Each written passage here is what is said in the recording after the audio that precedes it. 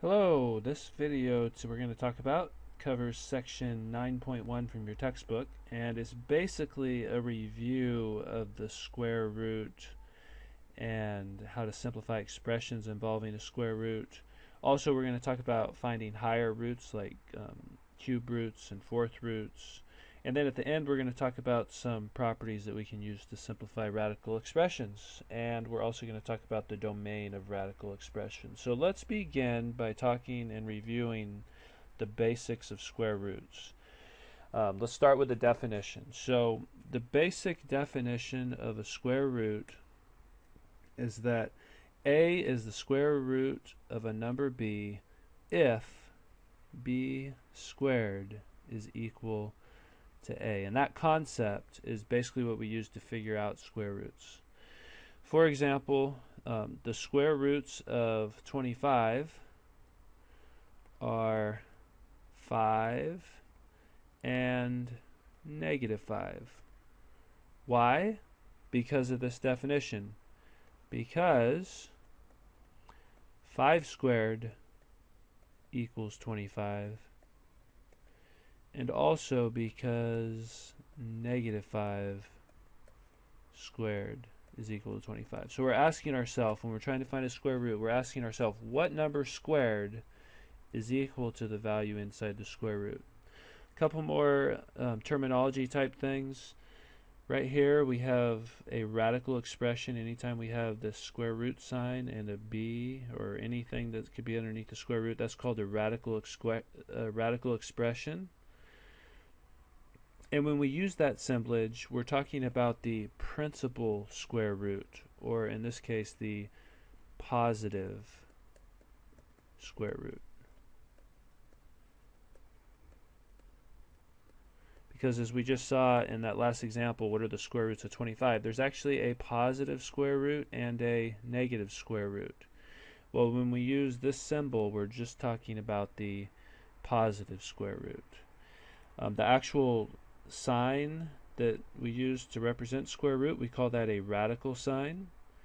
And then the number underneath, and it's not always a number, it could be a variable, the number of variables underneath the radical sign is called the radicand.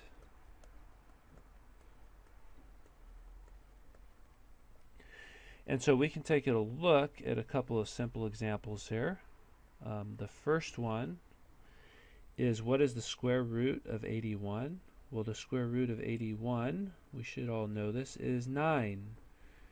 And going back to that definition, this is because 9 squared is equal to 81.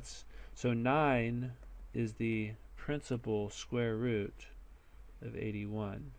Now if we want the other square root, the negative square root, we actually have to put a negative on the front of the square root. So in this case, the negative square root of 81 would be -9. Okay, we can also take the square roots of fractions. This is going to be, the square root of 9 over 49 is going to be 3 over 7.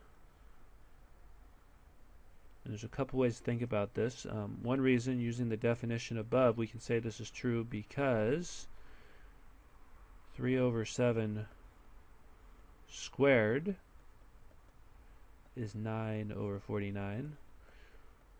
Or we can even think about taking the square root of the top and bottom individually. The square root of 9 is 3 and the square root of 49 is 7. We can also talk about the square root of 0, which is 0. That, again, because of our definition, this is because 0 squared equals 0. And then the last one, square root of a -9. Are there any numbers? This is the kind of question you're asking yourself. Is there anything that can be squared that will give us -9? And the answer to that, I hope you will agree, is no. Because when you square something, it always turns positive. So in this case, we would say that this guy, the square root of -9, is not a real number. And at the end of this chapter, we will talk about what non-real numbers are. We call them imaginary numbers, but we're not quite ready to get there. So for now, we'll just say it's not real. Okay, now let's move on to talk about square roots when we have variables involved. Now, strictly speaking, the square root of a squared would actually be the absolute value of a. We would think it would probably be a, but it's actually the absolute value of a. And this is because we have to account for the fact that when we have a variable, it can be negative. And so if a is positive, for example, then this works out. But if it's negative, then this could potentially over here be a negative. So that's why we have to have the absolute value. Now, most of the time we never include the absolute value, and the reason why we don't have to include it in most of the problems that we will be talking about is because we assume that a is a positive real number. Pretty much all the problems we're going to assume that a is a positive real number. In fact, the directions of your problems will specifically state assume that all variables represent non-negative real numbers. So we're not really going to worry about this too much. We're just going to assume that they're non-negative real numbers, but they could be. Just keep that in mind. So if we do assume that a is a positive real number, then the square root of a squared we are going to say is just a. We do not have to worry about the absolute value. So if I'm trying to find the square root of 64x to the 24th, the square root of 64 is 8, because 8 squared, or 8 times 8, is 64. And then for the variable part, we have x to the 12th power. That is because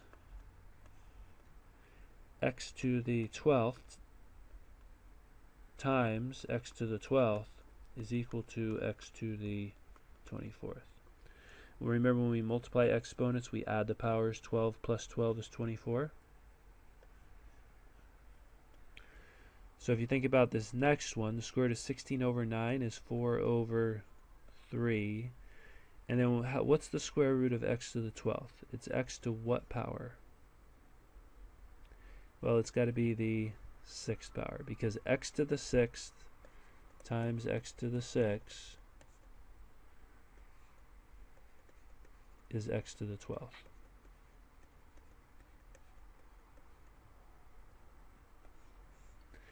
Now, one thing that you should have noticed when we were going through this example, and you may have learned this before, is when you're taking square roots, the power basically gets divided by 2. 24 divided by 2 is 12, and then when we have this exponent, x to the 12th, if we divide 12 by 2, we get 6. So that's kind of a little shortcut sometimes people like to think about. Let's also talk about how we would evaluate a square root on a calculator. And I want to try to take the square root of 75.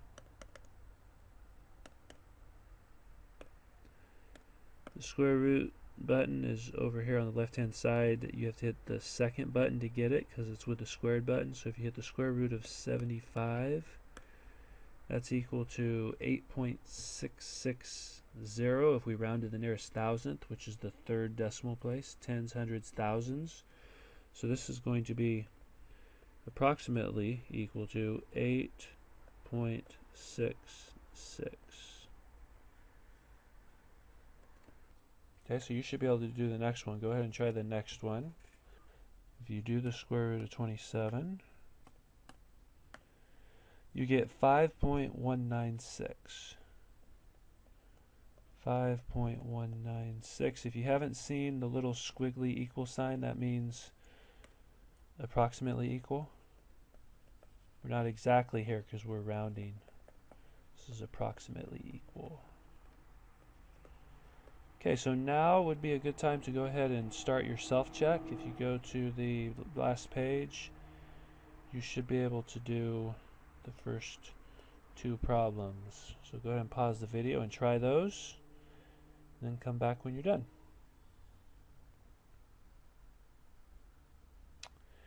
Alright, so we've reviewed square roots. Let's now talk about higher power roots, like the cube root or the fourth root, and it goes on beyond that. But if we talked about, for example, the definition of an nth root, that's any possible root n. A is the nth root of b if b to the n power is equal to a. So it just kind of extends our definition for square roots. I like to write this table. You're going to maybe want to use this as you're doing your homework. If we have our square roots, our perfect squares are things like the square root of 1. We know that's equal to 1 because 1 squared is 1. Square root of 4 is 2. The next perfect square is 9, which is 3. The next perfect square is 16, which is 4. Square root of 25 is 5. And then the square root of 36 is equal to 6. Those should hopefully be familiar to you. Notice if you go down the line on the right hand side here, 6 squared is 36, 5 squared is 25, and so on. And we're going to have the same thing then for cube roots. We have the cube root of 1 is equal to 1. Cube root of 8 is equal to 2. Cube root of 27 is equal to 3. Cube root of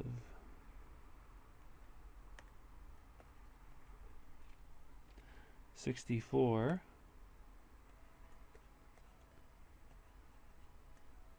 is equal to 4. Then we also have the cube root of 125, which is equal to 5.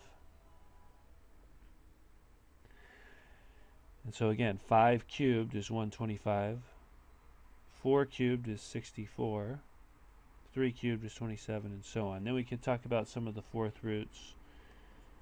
The fourth root of 1 equals 1. Fourth root of 16 is equal to 2. Fourth root of 81 is equal to 3. And we could go on. But this kind of gives you an idea of some of the common roots. One little note here, only odd roots can have negative radicands. For example, the square root or the cube root, that's an odd root because it has an index of 3, which is an odd number. I can take the cube root of a negative 27. That's equal to negative 3. Why? Because negative 3 cubed is equal to negative 27. A negative times a negative times a negative. A negative times itself 3 times gives us 3 negatives, which is equal to a negative when we multiply. So if we look at some of these other examples, the cube root of 1,000 is going to be 10. This is because 10 cubed equals 1,000. Hopefully that makes sense. What would the cube root of negative 8 be? Again, here we have a odd index, so we can have a negative radicand. The answer here is negative 2, because negative 2 cubed equals negative 8. And we don't have to write, when you're doing your homework, you don't have to write out this because. I'm just putting this in here for your reference so you know where I'm getting these answers from. Okay, now here we have the fourth root. This is an even index, an even root, the fourth root of a negative. Is that possible? No, it is not. This is a non-real number. And then the last one, we know that the fourth root of 16 is 2, because 2 to the fourth power is 16. And then for the variable b to the 24th, the fourth root of that is b to the 6th. That is because 2b to the 6th raised to the 4th power is 16b to the 24th. In other words, b to the 6th times b to the 6th times b to the 6th times b to the 6th is b to the 24th. And notice the shortcut here. When we took square roots, we divided the power by 2. Well, when we take fourth roots, you divide the power by 4. So 24 divided by 4 is 6. And that's how we do higher root radicals, higher degree radicals. The next section is how do we multiply radical expressions? Well, we're going to use this property. We're going to use this property that says that if we multiply a root times a root, we can combine the radicands and multiply them underneath the same root. So if I'm going to do this first problem, what we're going to think about here is we're going to think about taking, okay, the numbers outside the radical, that's the 9 times the 8, and then we can multiply the numbers inside the radical, the 12 times the 3. So the numbers outside, the 9 times 8 multiply to give us 72, and the numbers inside, the 12 times 3, gives us 36. And then you always need to ask yourself, can you simplify the radical? And in this case you can, because the square root of 36 is 6.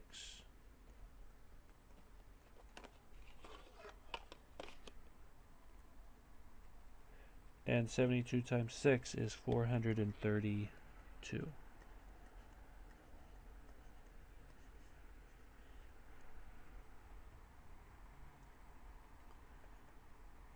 So if you look at the next one, these roots, the root indexes are both 3's, so we can multiply them.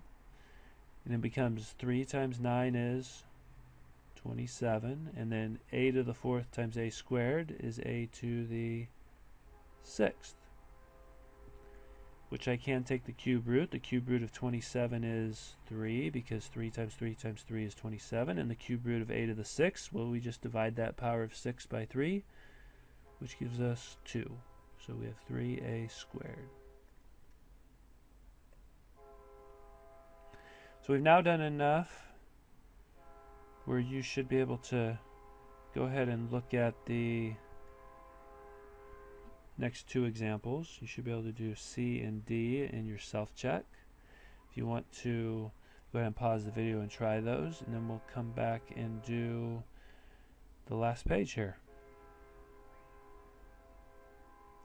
Alright, so welcome back. The last property here that we're going to talk about is the quotient property for radicals, and that means if we have a radical divided by a radical, we can combine them underneath the same radical. So in other words, this example here, since we have a cube root divided by a cube root, I can make this 1 cube root, and I can divide 40b to the 7th by 5b. And when I divide, things get a lot simpler, because 40 divided by 5 is 8. Then I have 7 b's on top and I have 1 on the bottom. One of those b's on the bottom cancels with one of the 7 on top, leaving a b to the 6th, and there is no more denominator. Of course, the cube root of 8 is 2, and the cube root of b to the 6th is b squared. Divide that power of 6 by 3, you get 2.